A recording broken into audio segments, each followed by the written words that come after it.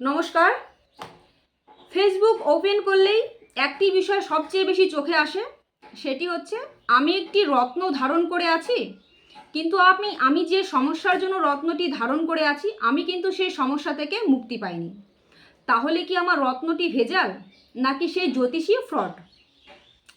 প্রথমত বলি, আপনি যে গ্রহকে আপনার হরোস্কোপে আপনি যে গ্রহকে পাওয়ারফুল করার জন্য যে রত্নটি ধারণ করেছেন, সেই ক্ষেত্রে আপনার বাস্তুতেও কিন্তু সেই গ্রহের একটি ডিরেকশন রয়েছে। যেমন আপনি যদি মঙ্গল গ্রহকে পাওয়ারফুল করার জন্য প্রবাল ধারণ করে থাকেন, সেক্ষেত্রে মঙ্গল গ্রহের ডিরেকশন কিন্তু আপনার বাস্তুতে দক্ষিণ দিকে রয়েছে।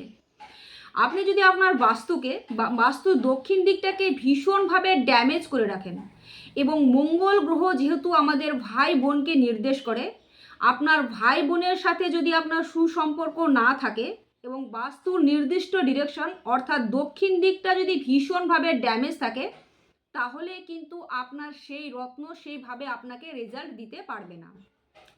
রত্ন ধারণ করার সাথে সাথে অবশ্যই আপনি যে বাস্তুতে রয়েছেন সেই বাস্তুটাও কিন্তু ভীষণভাবে ভাইটাল রোল প্লে করে, এবং সেই গ্রহের কারকতা যেমন মঙ্গল গ্রহ ভাই বোনকে নির্দেশ করে, ভাই বোনের সাথেও কিন্তু সুসম্পর্ক বজায় রাখা উচিত। তবেই কিন্তু আপনি রত্নের সঠিক ফলাফল পাবেন। ভিডিওটি ভালো লাগলে অবশ্যই একটি লাইক করে দেবেন। সকলে ভালো থাকুন, সুস্থ থাকুন। জয় শ্রীকৃষ্ণ।